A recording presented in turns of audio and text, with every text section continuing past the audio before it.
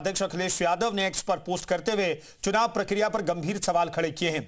उन्होंने इसे लोकतंत्र के साथ धोखाधड़ी बताया है। अखिलेश ने दावा किया कि आज वोट काटे जा रहे हैं और इसी तरह आगे चलकर लोगों की जमीन, मकान, राशन, जाति, आरक्षण तक से नाम हटाए जा सकते हैं। उन्होंने कहा कि बीजेपी और उनके अपरिवारवादी संगी साथियों की सरेआम लूट से देश को बचाएं और वोट के रूप में अपनी पहचान को भी, नहीं तो कल को ये देशवासियों को ही पराया कर देंगे, साबित कर देंगे। सरेआम लूट से देश को बचाएं, ये अखिलेश यादव ने अपील की है।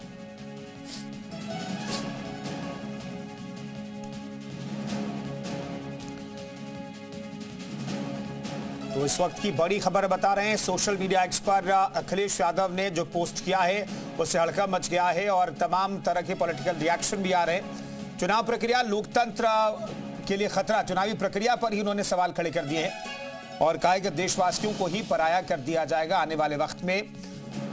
अपरिवारवादी जो संगी साथी हैं वो सरेआम लूट मचाए हुए हैं, ये Akhilesh Yadav social media x पर लिख करके आरोप लगा रहे हैं। वोट बचाओ देश बचाओ का नारा उन्होंने दिया है।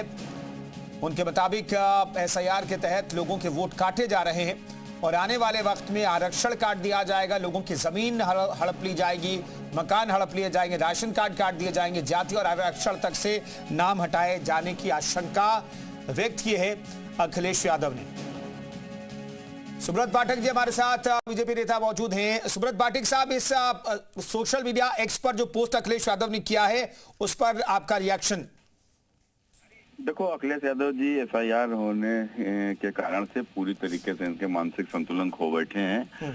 चूंकि ये 2027 में सत्ताधीश बनने का जो ख्वाब अपना इनका था, वो ख्वाब इनका चकनाचूर हो चुका है। तो कुल मिलाकर स्वाभाविक है, जिस प्रकार से इन लोगों ने वोटर लिस्ट में जो धांधली अपनी सरकार के रहते और अपने कुछ बीएलओस के माध्यम से जो धांधली करा रखी थी और जिस कारण से लगभग अपना वोट डबल कर लिया था, और वही कारण है कि चिल्लाते हैं कि इनकी बिरादरी का वोट 10% है, तो मुसलमानों को बहकाते हैं कि हमारा 10% वोट, तुम्हारा 18%। एसआईआर होने के बाद वो मात्र 4-5% रह जाएगा, क्योंकि उनके डबलिंग वोट जो है वो सब कट जाएंगे। तो कुल मिलाकर ये इस प्रकार से ये इनकी कष्ट का बड़ा कारण है। और शायद ये जो कह रहे हैं कि दलित तो पिछड़ा, तो एक दलित का वोट नहीं कटा है, आप जाकर देख लो बिहार में। एक पिछड़े का वोट नहीं कटा है, जाकर देख लो बिहार में।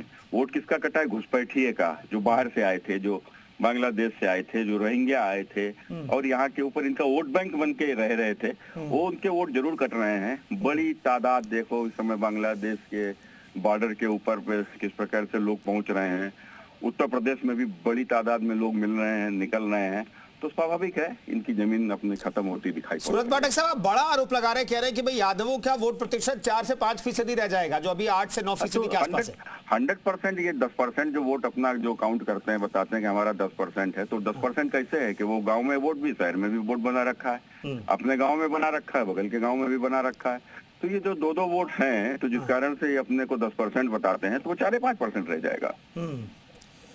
सुब्रत पाठक साहब, अभी लोकसभा चुनाव से पहले इन्होंने एक लोगों को डर दिखाने की कोशिश की, संविधान खतरे में। अब एसआईआर के जरिए कह रहे हैं कि आपकी जमीन, आपका जो जाति प्रमाण पत्र है, तमाम चीजें छीन ली जाएगी, आरक्षण तक खत्म कर दिया जाएगा। ये एक बार फिर से वही ये डराकर राजनीति करने वाले लोग हैं। मुसलमान को डराते हैं कि भाजपा आएगी तुम्हें खा जाएगी, और इसी प्रकार से उसने लोकसभा के चुनाव में संविधान का डर दिखाया।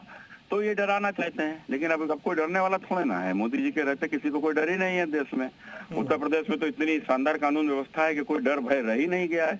और उल्टा जो इनके डराने वाले, जो इनके आतंकी थे, अख्तर मुक्ता रती जैसे लोग भी मट्टी में दफन हो चुके हैं।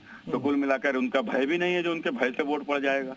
तो एक जो भय से वोट ये गिरा लेते थे, वोट लुटवा लेते थे, वोट डर के मारे डलवा लेते थे, वो भी सारी व्यवस्था खत्म हो चुकी है। सुब्रत पाठक साहब, एक चीज और कह रहे हैं कि देश में लूट मची है। इसके साथ ही वो कह रहे हैं कि भाई देशवासियों को ही जो मौजूदा सरकार है वो पराया कर देगी। आखिर ये डर किसे दिखाया जा रहा है और किन लोगों को?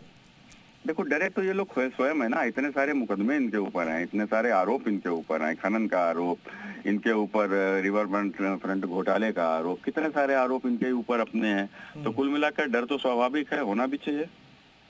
चोरों को डर होता भी है पुलिस से।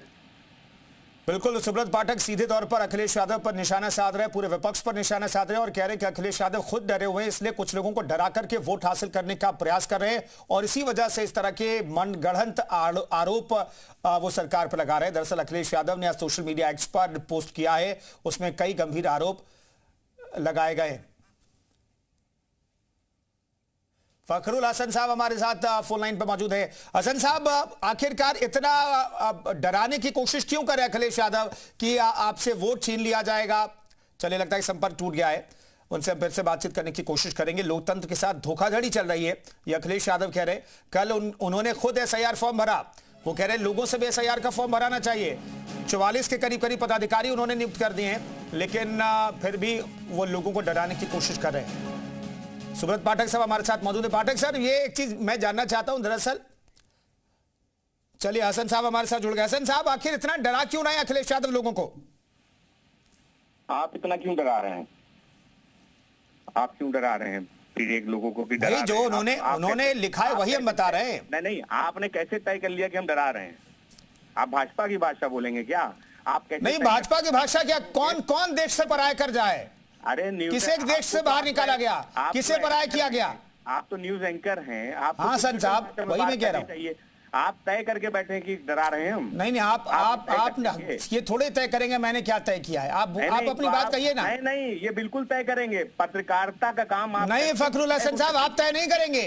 नहीं, आप सुप्रीम कोर्ट पर भी आपत्ति जता देते, चुनाव आयोग पर आपत्ति जता देते, मीडिया पर आपत्ति जता देते, भरोसा आपको किस पर है? भाजपा की चापलूसी करते रहिए, तो हमें भी आपको शौक नहीं है आपसे बात करने का? नहीं फखरुल हसन साहब, बात तो करनी चाहिए ना, बात तो रखिए अपनी। सुब्रत पाठक साहब, रिएक्शन आपका?